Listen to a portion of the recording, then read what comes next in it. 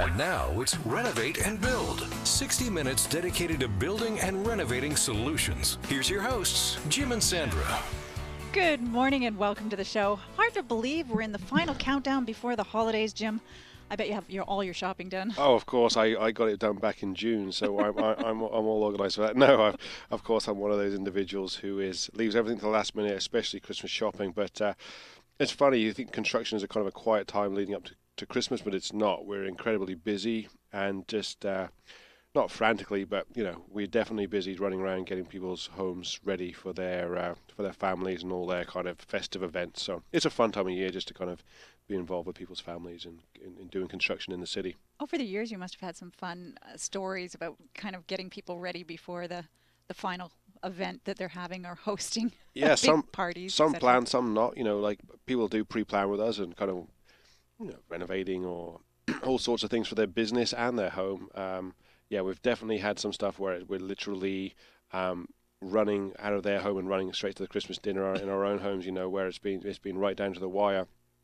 And they're just adamant. We say, "Are you sure you want to do this time of year?" Adds a little bit of stress. Oh, no. We'll do it. And all sorts of stories about that. And there's some unforeseen. We do a ton of drainage work and drain tile work and that kind of thing. And with the weather, obviously, at that time of year, we get a lot of flooded basements. And we actually had a couple of programs for the City of Vancouver engineering. So, I've had some homes literally jacked up, torn apart, trenches dug all around, in the pouring rain right up to the Christmas holidays, where we've been called in to kind of save the day for these kind of leaking basements. And it seems every year it's inevitable that we just kind of get one of those calls, the second week in December or something. We have to go in there with a fleet of guys and machines and kind of get these problems solved. But we love kind of playing the hero and getting in there and getting it done. But the last minute frenzy. Yeah, I just remember one in Tawarson there. It was just an absolute nightmare. This whole house was literally jacked up and doing a full excavation around it in these tight circumstances, and literally the homeowner would come, leave their home in the morning, across up a set of planks and bridges we'd kind of create over this excavation because they had this huge flood in the basement. So lots of trials and tribulations of being in the construction business up till the Christmas holidays. So. Well, speaking of the holidays, I wanted to mention that Dominion Lending Centres has partnered with the Lower Mainland Christmas Bureau, similar to what we did with our breakfast wish, remember when we got involved in the Christmas breakfast? And they brought this year bikes to BC kids to help give them the joy of their first bike. So I just wanted to make sure that we could help out in any way we could and mention it, that you can still bring, even if you bring your bike to our office, we'll make sure that gets to Dominion Lending Centres to send out to children. And Jim, I'd also, you must remember your first bike. I know you were an avid biker when you were young. I was an avid biker, actually. I was actually semi-professional when I left England, racing bikes, believe it or not. But your first bike, though? My first bike, oh gosh, when I was a young fellow, probably a hand-me-down. We lived on a farm, not much money, so it was probably my sister probably passed it down to some pink bike with stabilizers on it. So, but cycling was a huge part of our. You mean training wheels? That's what we'd call them. What do you call them? Training wheels? Yes. Yeah, the wheels on the side there. So, but bikes were a big part of our lifestyle, I guess, back up in the country. Like the bus service to where I used to live and grew up didn't go all the way to my home, right? So we actually used a bike to get to the bus stop 2 miles down the road to get to school every day. So it wasn't just a kind of a bikes as in the city these days where it's just fun. There's so many cool things, but it was a mode of transport before we could get our driver's license. So fun. I had lots of bikes over the years. Yes, me too. And like you, being in a rural area, you do tend to use it a lot to getting A to B before you could get your first car. But being young, it was always an exciting time because it was kind of your first stage of independence as a kid. Yes. Especially when you took those stabilizers or training wheels off, as you say. It's free as a bird, off down the road. So it's cool. I remember my father saying, and don't double ride. I'd always have a friend on the back of the bike and it wasn't safe. On the handlebars. Well, good morning. You're listening to Renovate and Build on CIL 650 with Jim and Sandra. Great lineup for you this Saturday morning as we talk everything construction. Today we're talking about value, and we talk about this a lot at Fair Trade Works because let's face it, it's not always about the price. I know I value quality in whatever I have done. I like my time. I really value time, and if I go somewhere and they can provide service quickly, I really value that. I also really like client care, so I want to do business with companies who value me as a customer.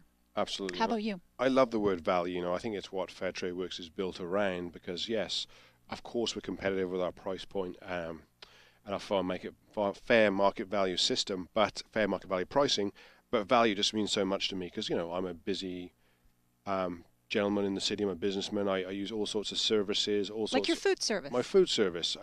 There's value, huge value. Where obviously I'm a horrible cook, so I have food delivered to my office every day. It's healthy, it's clean, it keeps me going, and it's extremely convenient. It's right there in the fridge when I'm feeling a bit peckish, and it's just perfect. There's huge value in that. It costs a little bit more than going to the grocery store, but I have no time. I'm obviously incredibly busy, so the value. And a horrible cook. Yeah, I haven't turned the oven on for a while. But that's huge value in that. Like all the services I look for good value. I look for great customer service. I look for solutions. I don't want to call a company that's going to put everything back on me and not help me make my decisions or not make things convenient for me. Not give me trusted advice, not force a sale down my throat. I always feel when I look for a brand that I see value into, like our business model is just some sort of advocacy, and I've got a good person on the other end of the phone or in person, and they're going to help me get to my solution as quickly and cost effective as possible and make it painless for me. And just, this is what I need, this is what I want, this is what I'm trying to spend, come back with a solution. Perfect, you got it. And I just see huge value in that. I find myself repeating all the time, make it easy for me, please, to buy from you. I want to buy from you, just make it easy. But yes, you're right. Not everybody kind of understands that value philosophy. And some people are just going for price point. And I think sometimes in life we do go for price point, but Absolutely. I think often we have to look at the value. So I know when I'm talking to the client care team about value and what Fair Trade Works brings to the marketplace, we're always talking about that client care and making their life easy and our renovation or new build process effortless. Yeah, so. And I don't think there is a value in the value of Fair Trade Works. You know, it's a double equation, because we do our due diligence. You know, all the systems that we have at Fair Trade Works, makes the renovation and construction process painless and completely safe and comfortable and even fun, right? So we all have here the construction nightmares and the stories, but yeah, Fair Trade Works is all about driving that value back into the marketplace, being transparent, and just offering great customer experiences. So we talked about the holidays just upon us. Can you believe 2015 right around the corner? And I know so many development projects in the works for 2015 into this new year. It's going to be an exciting time in our province. It certainly is going to be an exciting time. It's not stopping. There's more and more and more pending, and it's just going to be exciting to be a part of it, and kind of I'm just looking forward to the new year and just seeing what's on the horizon for construction. There's our city and at Fair Trade Works. And to tell us more about what's happening in his neighbourhood, we're joined by Robin Elliott of Leverage Advantage Systems to talk about what Coquitlam has as far as projects and what's coming up in the new year. Good morning, Robin. Hi, Sandra. Hi, Jim. Can you believe the countdown is on? It's busy. Oh, that's good to hear. Busy is a good thing, Robin. Hey, Robin, what are the the hottest topics in construction and development for Coquitlam right now? Lots of things going on. Coquitlam's on pace to break 2013's record $482 million. Wow. Total value of building permits filed to the municipality. So far, it's up 47.1% in the same period last year. So most of the increase is coming in residential development, which has seen a 45.5% increase over 2013's numbers. That's huge. So it's really busy. Tim Arthur, the city's manager of building permits and inspection, said that the city is on pace to break 100 million, and that's a feat that's only been accomplished twice before in recent history. Do you feel it, Robin, when you're driving around the area? Yeah, you can see it everywhere, and a lot of building. The major driver of this whole thing is the Evergreen Line and the skyrocketing prices in Vancouver. So a lot of people are finding out about Coquitlam, and with the SkyTrain coming, people want to be around the SkyTrain. Absolutely. Any of large developments in particular that are in application stage? Yeah, lots of big things happening. And it's interesting to see what's going on, because the Morgard Wright, for example, they own the 8-acre Burquitlam Plaza site near the future Burquitlam station, and they've rebuffed offers to sell the site to ambitious developers such as Boza and Boza Properties. The Simpsons getting ready to market the 200-home Evergreen Tower in February, and that development is in Westwood Village, just behind Coquitlam Centre Mall and near the future Douglas College Station Evergreen Line terminus.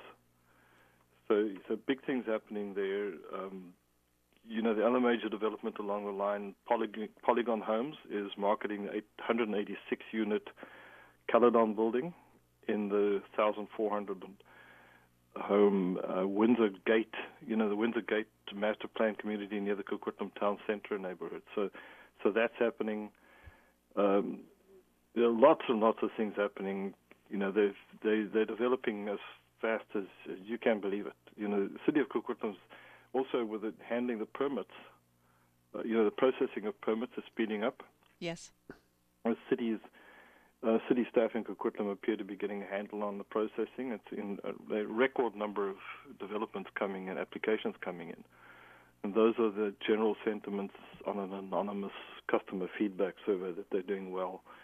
And that was presented to the building and development community, presented to the council on Monday. So Doug Vance, the city's manager of building permits, said that the city has made a number of improvements since then. They're streamlining applications, giving staff more leeway in the decision-making process, maintaining adequate staffing.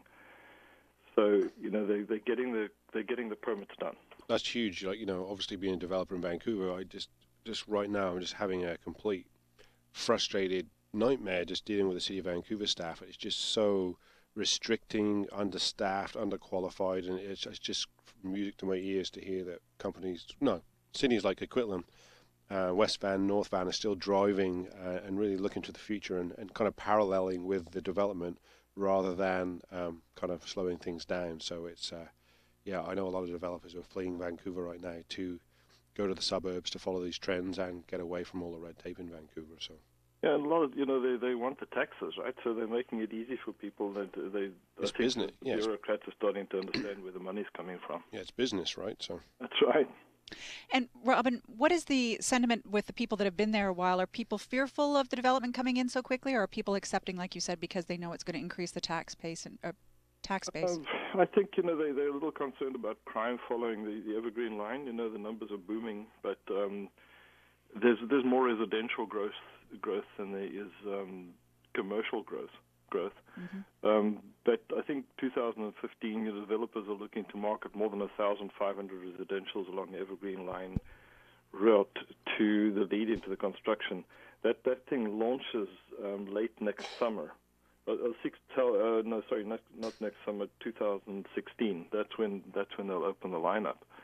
So people are a little concerned about the crime that can follow the SkyTrain. Right. Mm-hmm. But very nice developments coming in, bike lanes expanding, so the taxes are going to be used properly and there'll be more shops. And so I think people are generally welcoming of it. I think the only holdback is they're a little concerned about the potential increase in crime. Yeah, it's kind of cool because of the development throughout all the cities over the last 5-10 years. I think all the developers in the cities kind of learned from it, right? So the stuff that's being introduced and developed now, they've kind of have some history, so they know what worked, what didn't. So it's becoming more liquid and fluid, and it just seems to just kind of fit better. And like you said, all the bike lanes and all the amenities, the parks, and it just feels like it's got a nice rhythm and momentum, and people are doing some really smart and interesting kind of projects. Like you said, it's quality developers building these structures, so it's great. It's just bringing kind of longevity to these kind of developments, and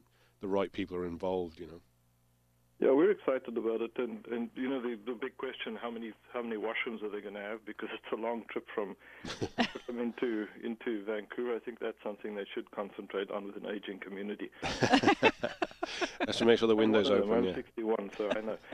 But I do think it's definitely uplifting, and everybody benefits from it. When the water rises, all the ships rise, and it's a good thing. Everybody's excited. A lot of building going on now.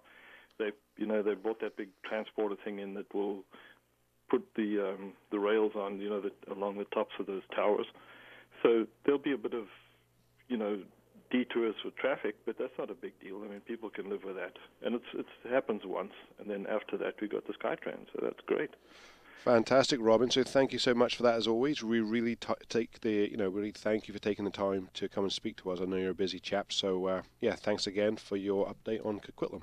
You're most welcome. Thanks, Jim. Thanks, Andrew. We've been joined by Robin Elliott of the Leverage Advantage System and, of course, our neighborhood news reporter for Coquitlam.